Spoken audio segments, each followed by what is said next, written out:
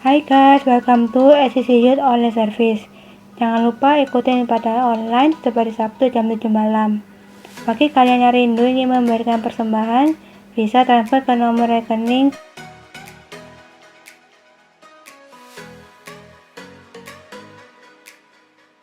Mau mengingatkan kembali, jangan lupa pakai masker, menjaga jarak, dan mencuci tangan. Lanjut the service.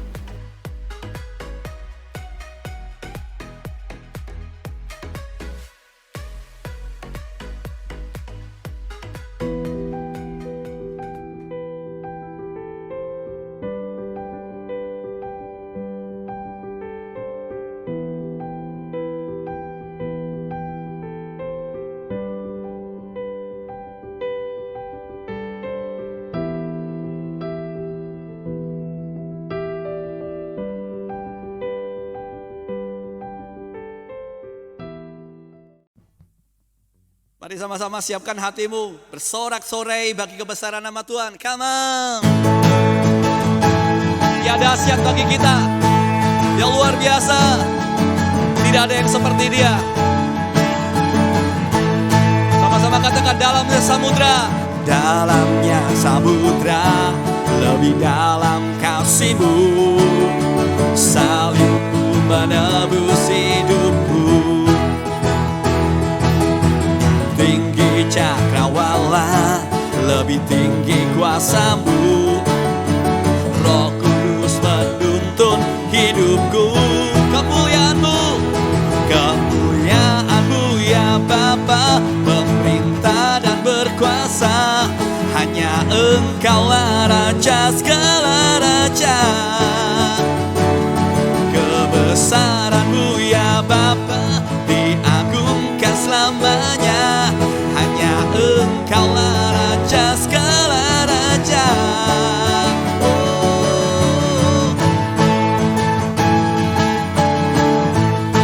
Sama-sama dalamnya. Dalamnya samudra, lebih dalam kasih-Mu. Salib-Mu menebus hidupku. Tinggi, tinggi cakrawala, lebih tinggi kuasa-Mu. Roh Kudus menuntun hidupku. Kemuliaan-Mu ya Bapa, pemerintah dan berkuasa. Hanya Engkaulah Raja segala raja. Kebesaran-Mu ya Bapa, diagungkan selamanya. Hanya Engkaulah Raja segala raja. Kemuliaan-Mu ya Bapa, pemerintah dan berkuasa. Hanya Engkaulah Raja segala raja. Kebesaran-Mu ya Bapa, diagungkan selamanya. Karena Engkaulah Raja segala raja. Hanya Engkaulah Raja.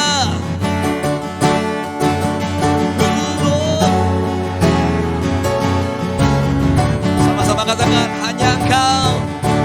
Hanya Engkau Raja atas segalanya. Hanya Engkau Raja atas segalanya. Kemuliaan-Mu ya Bapa, pemerintah dan berkuasa. Hanya Engkaulah Raja segala raja. Kebesaran-Mu ya Bapa, diagungkan selamanya. Karena Engkaulah Raja segala raja. Kemuliaan-Mu ya Bapa, pemerintah dan berkuasa. Hanya Engkaulah Raja segala raja. Kebesaran-Mu ya Bapa, diagungkan selamanya. Karena Engkaulah Raja segala raja. Segala raja.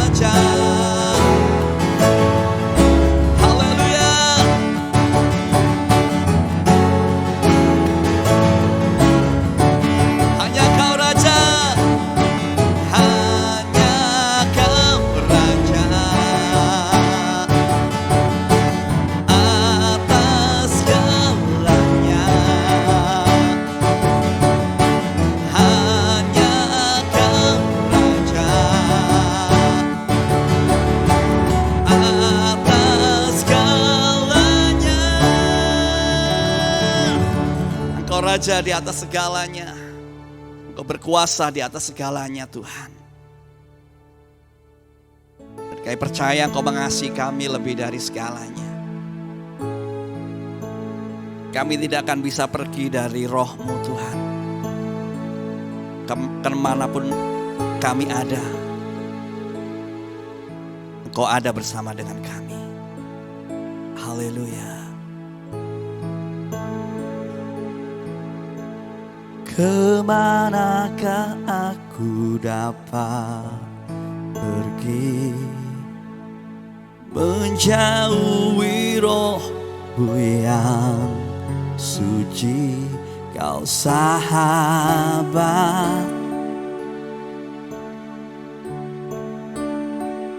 dan Kau dekat.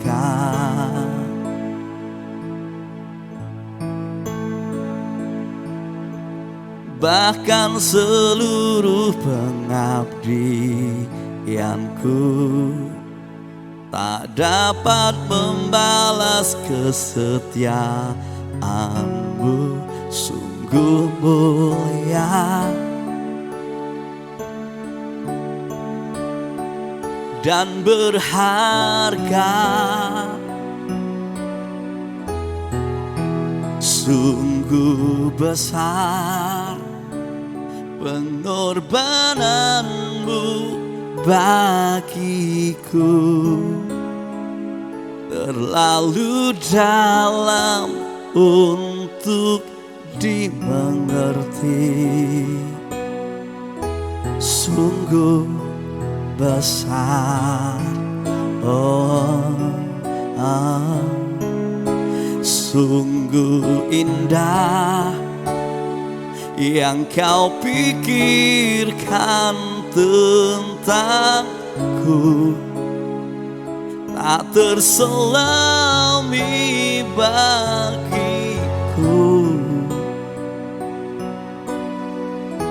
Sungguh indah.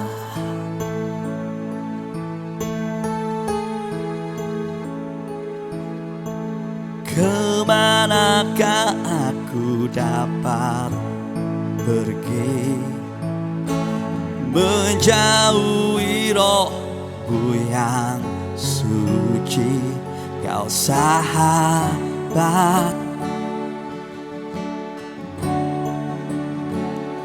dan Kau dekat.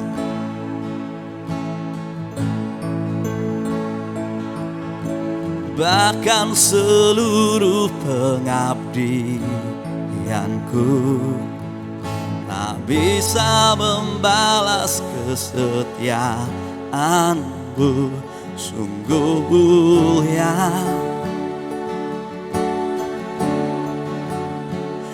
dan berharga. Sungguh besar pengorbanan-Mu bagiku, terlalu dalam untuk dimengerti. Sungguh besar, sungguh indah yang Kau pikirkan tentangku, tak terselami bagiku. Sungguh indah, sungguh besar, sungguh besar pengorbanan-Mu bagiku, terlalu dalam untuk dimengerti. Sungguh besar, sungguh indah yang Kau pikirkan tentangku, tak terselami bagiku.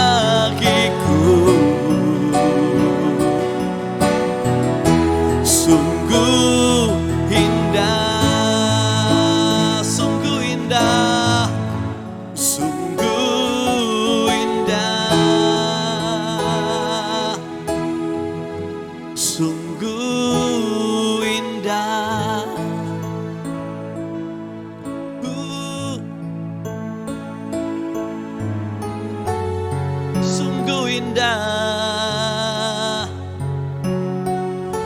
tak terselami pikiran kami.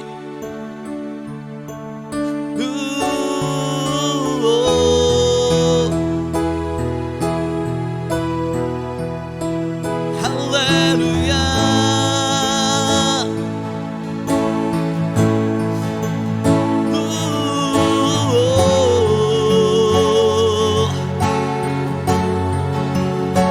Engkau besar Tuhan, sungguh indah, tiada yang seperti-Mu. Engkau baik Tuhan, kasih-Mu besar, tak terselami dalam hidup kami.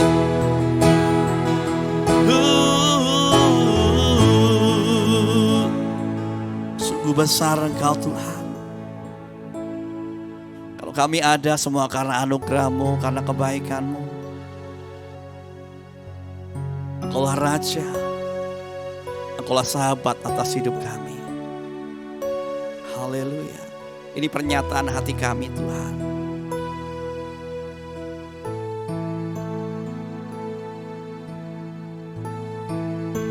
Sungguh besar pengorbanan-Mu bagiku,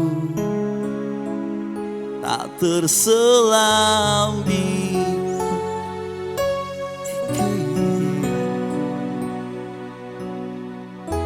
Sungguh besar,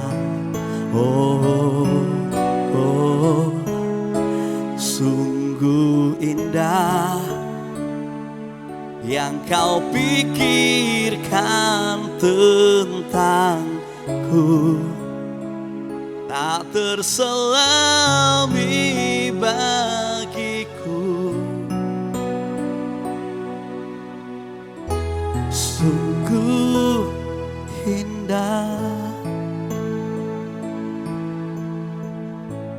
Terima kasih Tuhan, kami bersyukur buat kasih-Mu, buat kebaikan-Mu hari ini. Terima kasih buat setiap hadirat yang Kau kerjakan atas hidup kami. Biar Engkau ditinggikan dan dimuliakan di atas segalanya. Maka kami sambut firman-Mu. Dalam nama Yesus kami berdoa bersyukur. Haleluya. Amin. Shalom guys, selamat jumpa lagi dalam ibadah ACC Online Youth. Saya berharap setiap kita tetap sehat ya. Setiap anggota keluarga kita selalu diberkati Tuhan. Dan jangan kendorkan pertahanan. Karena kita masih ada dalam masa-masa di mana corona yang masih belum berhenti. Kita harus tetap kuatkan pertahanan kita, oke? Dan juga buat teman-teman yang sudah naik kelas, yang sudah lulus, congrats ya. Tuhan Yesus memberkati ya perjalanan hidupan kalian, di studi-studi kalian. Biar Tuhan selalu memberikan kalian juga hikmat, kekuatan, kesehatan supaya bisa menyelesaikan studi dengan excellent. Oke? Baik, hari ini ayo kita belajar firman Tuhan. Mari isi hidup kita dengan firman supaya kita tambah kuat. Ya, melewati musim kehidupan apapun juga kita tetap tegar, kita tetap menang karena Tuhan selalu beserta kita.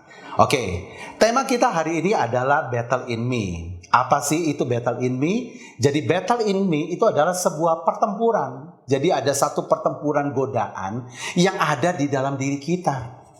Yang melibatkan pikiran, perasaan, keinginan. Sehingga mempengaruhi respon-respon, reaksi-reaksi kita, sikap, keputusan, bahkan action kita. Nah, karena pertempuran itu in me di dalam diri kita, saya percaya semua orang pasti ngalami, ya kan? Cuman kira-kira hasil akhir dari pertempuran yang terjadi di in me di dalam diri kita, itu mau seperti apa? Mission fail atau mission success? Itu yang menjadi tantangan, challenge buat setiap kita. Nah, hari ini saya akan bahas 5 pertanyaan. Jadi akan menggunakan pertanyaan dan jawaban yang berhubungan dengan tema kita, yaitu Battle in Me. Oke? Yang pertama, pertanyaan pertama.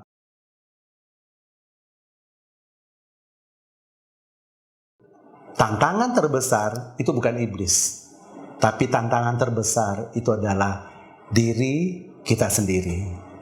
Guys, seringkali kita itu suka mengkambing hitamkan iblis.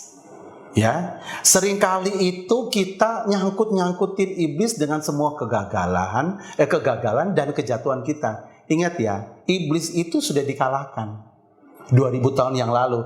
Kalau kita gagal dan kita jatuh, ya, kayaknya kita harus mulai introspeksi.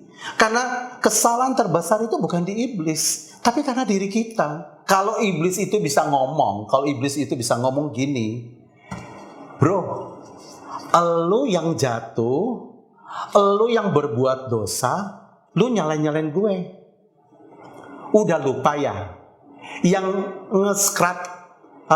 subscribe channel YouTube gue siapa?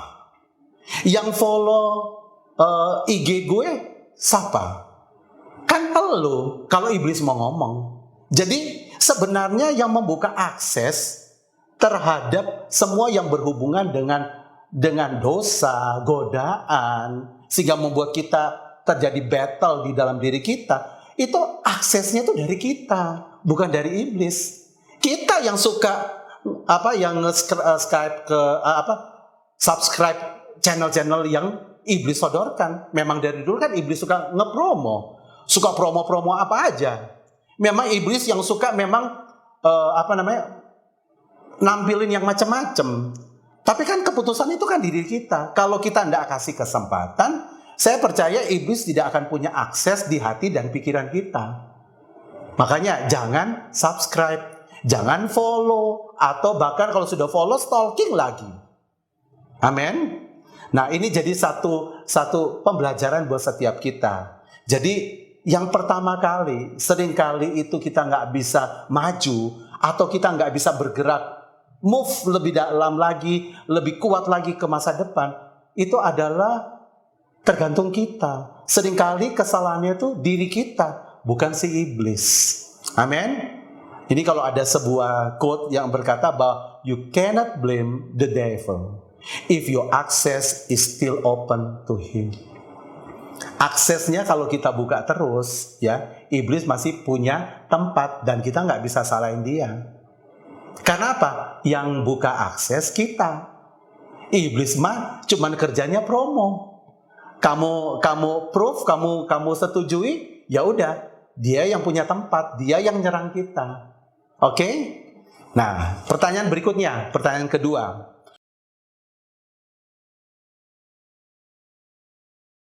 Saya akan bagi nih menjadi 4 level pertempuran. Jadi level pertama itu di fisik kita. Yang biasanya yang di daerah fisik kita tuh adalah pertemuan-pertemuan yang sering kali ya, yang terjadi yang saya tahu di anak-anak muda. Rokok yuk. Nah, masa gitu aja belum pernah minum? Dikit-dikit aja kan nggak apa-apa gitu loh. Semuanya dikit. Lama-lama jadi bukit. Lama-lama jadi teler. Kemudian apa? Narkoba. Ini loh, promo loh. Ya kan, iblis kan suka promo. Dunia ini yang didomplengi iblis kan suka promo gitu loh. Ada rasa leci, strawberry. Saya juga nggak tahu. Ya, ini kasih contoh. Mereka kan suka bikin yang sebagaimana menarik mungkin, tapi ujung-ujungnya narkoba. Oke, level berikutnya itu adalah visible yang berhubungan dengan mata. Contoh, porno, film-film bokep.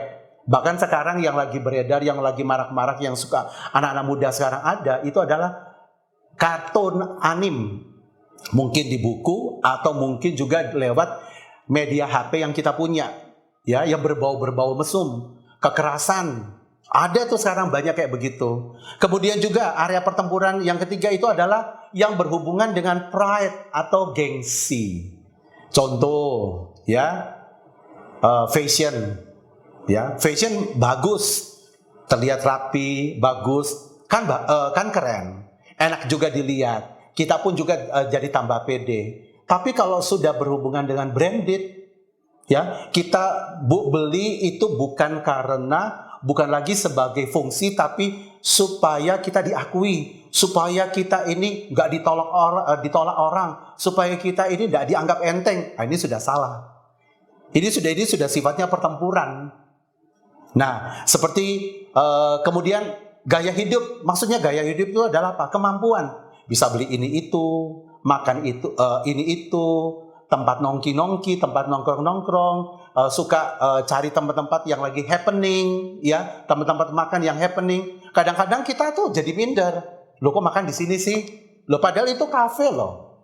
Tapi ternyata kafenya itu yang sudah lama.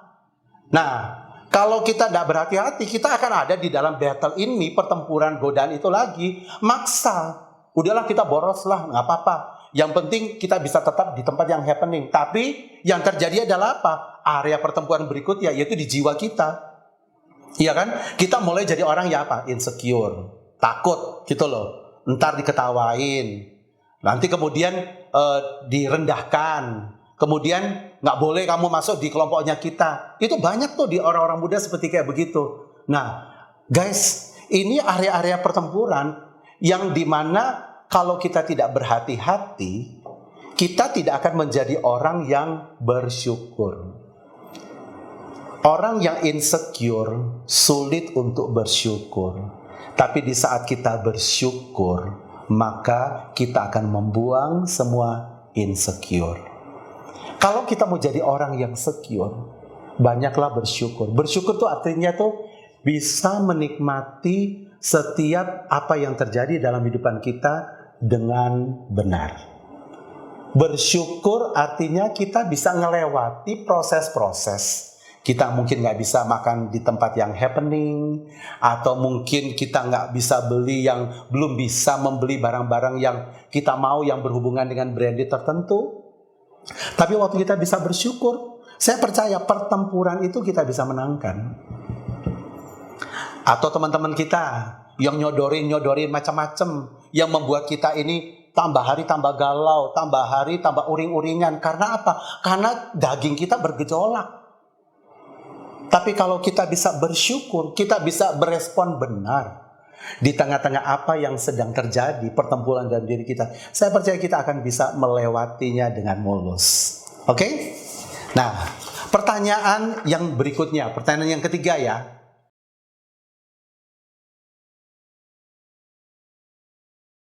Ah, ini dia, ya. Kenapa sih udah tahu itu nggak benar, tapi kok kita terus aja nerjang, nggak benar, tapi kok terus aja kita jatuh di situ terus aja. Nah, kok rasanya sulit.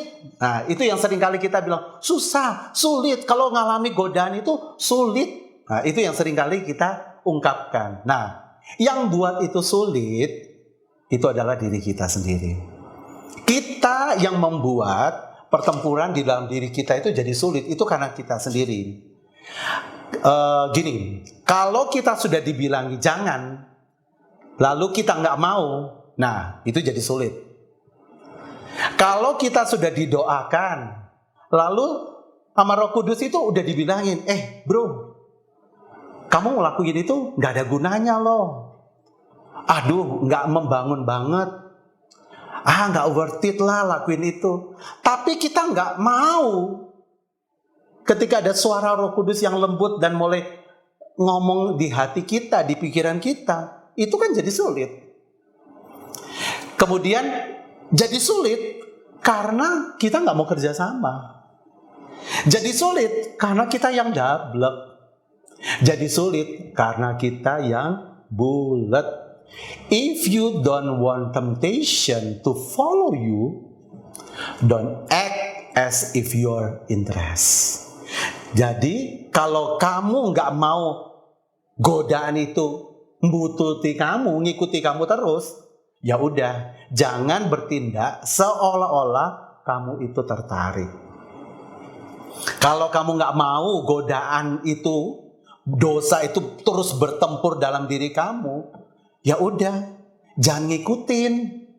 Tutup aksesnya. Amin. Katakan, tutup aksesnya. Ayo chat di bawah. Tutup aksesnya. Ingat ya, setan itu emang suka promo. Kan tadi saya sudah ngomong. Memang suka promo. Dia tuh suka pakai media-media tuh pakai apa aja untuk promo. Saya aja pernah ngelihat ini pelajaran bahasa Indonesia, tapi promonya cabul. Ya kan? Apalagi kalau iblis lagi ayo beli paket promo dosa. Buy one get one, dapat yang lebih gede lagi. Wah, pasti semua pada kepengen. Siapa yang gak tergoda? Apalagi dapat yang gede. Karena apa? Ya itu kerjanya iblis. Dari dulu mah dia suka promo, suka ngiming-ngiming. Nah, kemudian jadi sulit karena kita masih daging. Ya, dan kedagingannya kita itu paling suka dengan yang nikmat-nikmat. Memang kedagingan kita itu memang suka yang berbau dosa. Nah, kapan godaan itu semakin menguasai kita? Biasanya kita dikuasai pada waktu kita sendiri di rumah. Makanya saya mau bilang, jangan suka sendiri. Ya, kalau kamu sudah tahu kamu lemah, jangan kamu ada di area pencobaan. Ya, area pencobaan yang paling terbesar itu adalah pada waktu kamu sendiri, nggak ada orang, nggak ada temen. Ya, itu paling cepet tuh. Ya, apalagi kalau kita suka kumpul dengan teman-teman yang sukanya memang nyamannya tuh dengan hal-hal yang duniawi, udah klop. Ya, yang kayak gini-gini sulit untuk bisa dimenangkan. Nah, kalian harus tahu ini ya. Kalian harus tahu dulu akan kebenaran tentang sifat dosa itu. Dosa itu ya lemah dilawan, tapi menjadi liar dan semakin jahat dibiarkan. Loh, benar gak? Lemah dilawan, tapi akan menjadi liar atau semakin jahat kalau dibiarkan. Kenapa? Karena dia tuh nagih. Ya, godaan itu kalau kita sudah ada dalam godaan itu, ya mau lawan tuh susah, gitu loh. Kemudian, tapi kalau kita biarin, wah tambah merajalela. Itu godaan, pertempuran, battle in me-nya kita itu seperti kayak begitu. Kemudian godaan itu juga tuh nagih, minta terus. Nggak cukup, hari ini nggak cukup, sejam nggak cukup, 2 jam nggak cukup. Ya, orang-orang yang terlibat dengan dosa-dosa yang godaan-godaan yang visible kurang. Mereka yang suka narkoba kurang. Orang-orang yang punya masalah dengan kejiwaannya udah nanti tato di sini, kurang terus. Kenapa? Mereka di dalam diri mereka tuh ada pertempuran yang belum dimenangkan. Mereka tidak menguasai pertempuran itu, tapi mereka membiarkan pertempuran itu dikuasai musuh. Sehingga akhirnya nagih, minta terus iblisnya. Kalau sudah gitu lama-lama godaan itu bersifat ngiket. Tahu yang ngiket ya? Kalau kita sudah dikontrol, kita udah nggak bisa apa-apa. Ngiket itu berarti kamu itu dinasehatin, kamu udah nggak bisa. Udah dihalang-halangi, kamu nggak mau, nggak bisa lagi. Jadi godaan dosa itu buat kita tuh jadi buta. Bodoh amat. Makanya kita jadi bodoh. Karena kita suka ngomong bodoh amat. Karena apa? Kita jadi bodoh. Terus seringkali juga itu membuat kita tuh lupa dengan keluarga kita. Hilang deh akar pikiran sehat kita. Nah, kalau kita nggak mau terima kebenaran tentang godaan dosa itu nagih, ngikat, maka kita akan jadi sulit untuk menang di dalam battle ini. Jadi kalian harus tahu sifat godaan itu seperti itu. Supaya apa? Supaya kita bisa memenangkan. Ingat ya, dia awalnya menarik, tapi endingnya binasa. Awalnya wow, keren, nggak terjadi apa-apa. Dikit-dikit doang. Ingat ya, kalau kamu nabur dikit, dosa itu kan, kecil kayak benih. Oke, kamu nabur benih. Tapi kalau kamu nabur benih dosa, maka kamu akan menuai badai. Guys, ingat ya, kecil, tapi endingnya badai. Jangan kaget, lu kok ada badai dalam hidupanku. Jangan lupa kamu udah nabur apa dulu sebelumnya. Oke? Berikutnya, pertanyaan yang keempat. Ada 3. Jauh, jatuh, runtuh. Jadi tujuan godaan yang terjadi dalam diri kita, pertempuran dalam diri kita karena godaan, itu adalah supaya membuat kita jauh, jatuh, dan runtuh. Yang pertama jauh. Jauh itu artinya apa? Jauh dari Tuhan. Kita dibuat jauh dari kebenaran, jauh dari kekudusan, jauh dari kemurnian, jauh dari sang sumber. Supaya kita apa? Terpisah. Nah, karena jauh berarti aksesnya Tuhan untuk nolong kita pun juga apa? Jadi terputus. Karena apa? Karena jauh kita pun sulit untuk dinasihati. Lihat kan, kalau orang itu kalau sudah mulai dikuasai dengan godaan-godaan, sulit untuk dinasehatin. Dibuat juga akhirnya lama-lama karena kita sulit dinasehatin, kita ini akhirnya apa? Dibuat jauh dari komunitas anak-anak Tuhan. Di keluarga nggak bisa. Tapi kalau kita tidak punya komunitas yang benar, akhirnya tidak ada yang bisa mempengaruhi kita kepada jalan yang benar. Yang mempengaruhi kita itu yang teman-teman nakal-nakal itu, yang membawa kita semakin jauh dari Tuhan. Yang kedua, tujuannya itu adalah apa? Membuat kita tuh jatuh melakukan dosa. Supaya kita tuh berbuat dosa. Supaya apa? Kita nikmatin dosa itu. Tapi awalnya memang nikmat, tapi endingnya guilty feeling, rasa bersalah. Rasa bersalah itu perasaan yang paling gak enak. Ya, karena dalam rasa bersalah itu makan gak enak. Jadi kayak orang tuh mata itu ada di mana-mana. Seperti rasanya kok kayak gak enak banget, tidur gak enak, kepikiran terus aja, karena punya salah. Terus dikejar-kejar, ada rasa malu, diintimidasi dengan apa? Perasaan gagal. Nah, posisi yang seperti ini membuat kita tuh jadi labil, rentan. Bukan cuma labil, rentan. Rentan tuh maksudnya tuh mudah pecah, mudah baperan, mudah sensi, mudah untuk tergoda, mudah untuk cepet ngikut yang salah. Tuh, karena apa? Karena jatuh. Kalau orang sudah jatuh, pasti akan seperti itu. Dan kemudian levelnya yang berikutnya itu, tujuan dari godaan itu adalah meruntuhkan. Jauh, jatuh, runtuh. Apa yang dia runtuhkan? Identitasmu. Nah, guys, ini paling penting nih. Identitas. Ingat ya, waktu Gideon, Tuhan pilih dia. Dia sembunyi. Apa yang menjadi masalahnya? Identitas. Musa dipanggil Tuhan, engkau adalah pilihan. Apa yang menjadi masalah terbesar Musa? Identitas.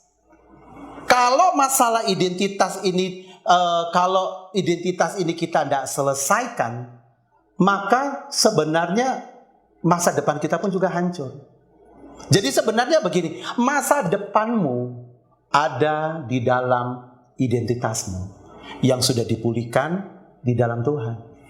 Kalau kita tidak punya identitas di dalam Tuhan, kita nggak punya masa depan. Banyak orang kaya, banyak orang yang yang penting duit, nyatanya nggak bisa bahagia.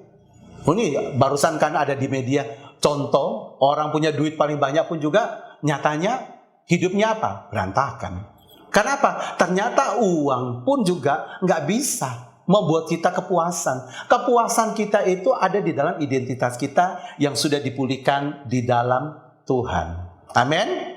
Makanya identitas itu juga sangat berhubungan juga dengan tujuan hidup kita. Saling mempengaruhi.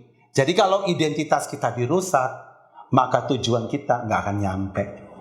Kamu punya identitas, kamu nggak punya tujuan, hidupmu juga jadi useless life. Hidupan yang sia-sia. Kamu punya identitas, tapi kalau kamu juga tidak punya tujuan, kamu akan seperti apa? Layang-layang terbang, tapi putus.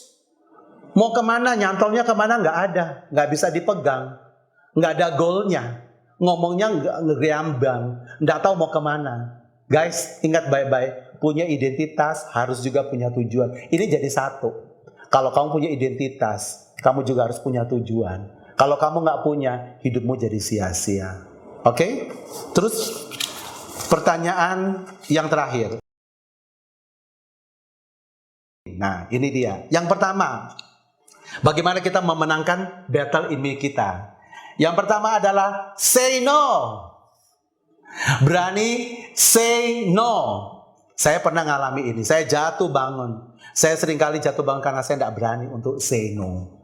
Ya, berani menolak, bahkan berani untuk menjauh.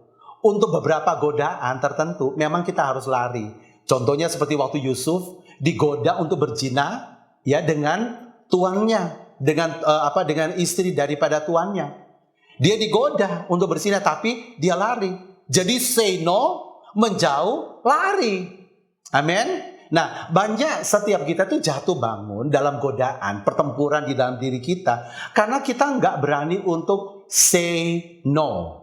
Karena nggak mau berani bersikap no terhadap godaan. No means tegas dong. Jadi kalau kita berkata no, berarti kita berkata tegas. Ya, no, kata no berarti juga itu bersikap, berani ambil sikap, berani loh untuk mengambil sikap. Ini gue no terhadap godaan. Nah, ini keputusan, ini prinsip. Nah, kalau kita berkata say no, berarti kita punya prinsip, gitu loh. Every time there is no firmness, there is always a fall. Jadi tiap kali tidak ada ketegasan, pasti selalu ada kejatuhan. Guys, mari berani say no. Amin.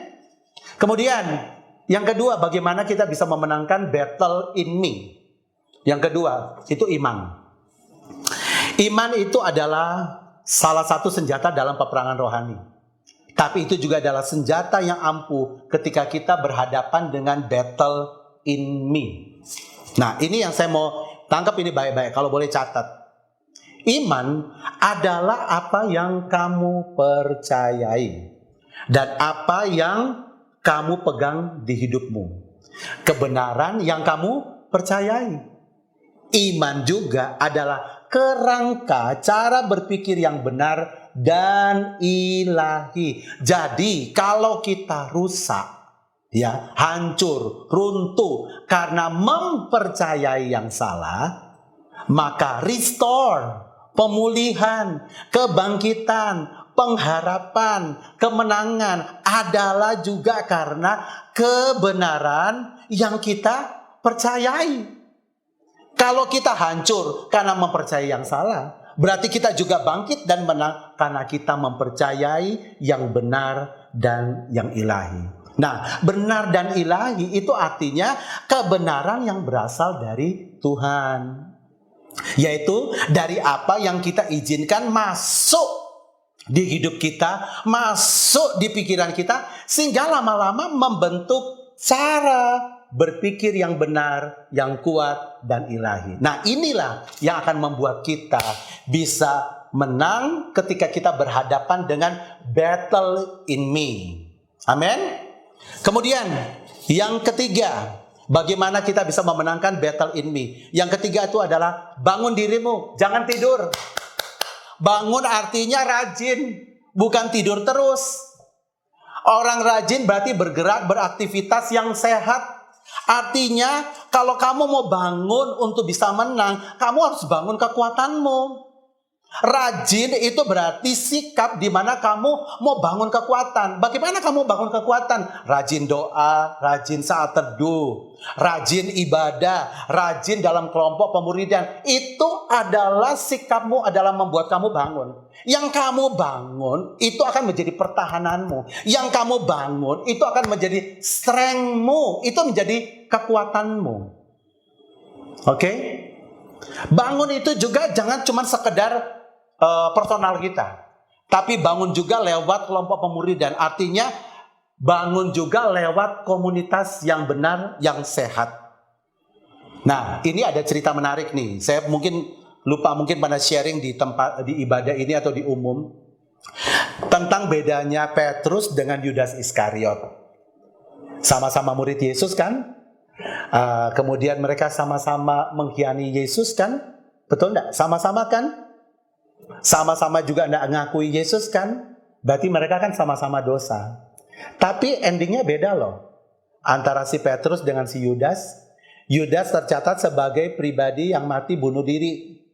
Petrus adalah pribadi yang gagal tapi yang dipulihkan. Karena apa? Nah ini dia.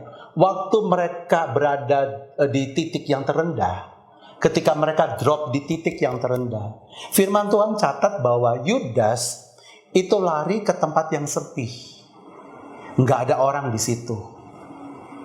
Yudas berusaha untuk menghandle rasa gagal, rasa kecewa terhadap dirinya karena dia sudah jual Yesus. Dia sudah khianati Yesus. Tapi karena nggak ada siapa-siapa, ingat ya, rasa bersalah itu neken banget loh. Kenapa banyak orang yang bunuh diri? Karena mereka berusaha untuk menghandle dengan kekuatan diri sendiri. Mereka mau berusaha dengan cara mereka, kayak Yudas, akhirnya bunuh diri.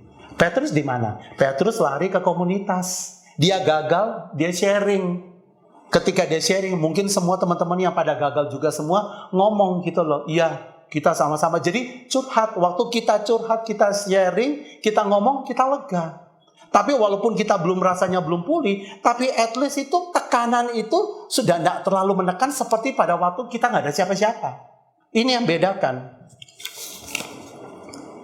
Kalau kita mau menang battle ini, jangan hidup sendiri. Hiduplah berkomunitas. Ada di dalam kelompok pemuridan yang membuat rohmu sehat, yang membuat engkau kuat. Amin.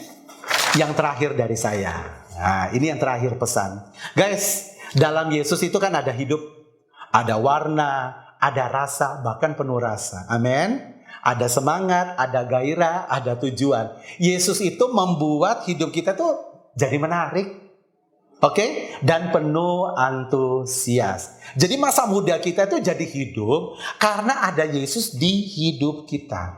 Tapi bila ada masa muda kita tiba-tiba jadi redup, datar, gak bergairah, gitu-gitu aja, pasti ada sesuatu yang salah. Pasti ada sesuatu yang hilang. Yohanes 10 ayat 10 katakan gini, pencuri itu datang untuk mencuri, bunuh, dan membinasakan. Aku datang, Yesus datang untuk memberi hidup dan mempunyainya dalam kelimpahan. Apa yang hilang? Nah ini dia, tangkap baik-baik. Yang hilang adalah apa yang tidak dijaga dengan baik-baik. Kehidupan kita jadi nggak ada semangat, gitu-gitu aja, bosen nih, redup karena ada yang tercuri, karena ada yang dicuri. Disebut dicuri karena kita tidak menjaganya. Halo. Jadi battle ini, pertempuran di dalam kita itu adalah bukan hanya pertempuran yang terjadi di dalam diri kita saja, tapi juga adalah sebuah pertempuran bagaimana musuh itu berusaha mau mencuri semua yang baik-baik yang sudah Yesus lakukan buat kehidupan kita. Kalau kehidupan Yesus dicuri, maka hidup kita menjadi sia-sia. Guys, mari dapatkan kembali apinya Tuhan. Gairah, semangat yang baru dalam hidup kita. Yaitu dengan cara bertobat. Kembali padanya. Ayo ambil momen saat ini untuk bertobat. Kembali. Kamu kalau sudah capek dengan hidupmu, ini waktunya. Tuhan, aku say no terhadap semua kedagingan, terhadap semua dosa, semua yang membuat aku jadi beban, hidupku jadi berat. Aku mau say no. Aku mau bangun kembali. Aku mau kembali berdiri di hadapan Tuhan dengan kebenaran, dengan kemurnian dan kekudusan. Mari bertobat di hadapannya. Ada sebuah firman Tuhan pengharapan buat kita. Di dalam 1 Yohanes di situ dikatakan, jika kita mengaku dosa kita, maka Tuhan adalah setia dan adil, sehingga Ia akan mengampuni segala dosa kita dan menyucikan kita dari segala kejahatan. Mari guys, dapatkan kembali kehidupanmu, dapatkan kembali gairahmu, apimu, semangatmu, kemenanganmu di dalam Tuhan. Amin. God bless you.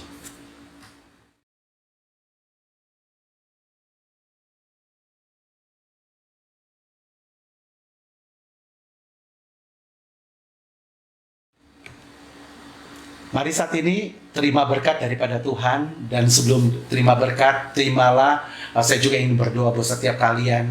Kalau kalian punya struggle, pergumulan, pertempuran yang belum selesaikan, biarlah sore hari ini ada intervensi, ada campur tangan dari Tuhan buat kehidupanmu. Bapak, hamba berdoa saat ini, Engkau melawat orang-orang muda, jamah mereka saat ini.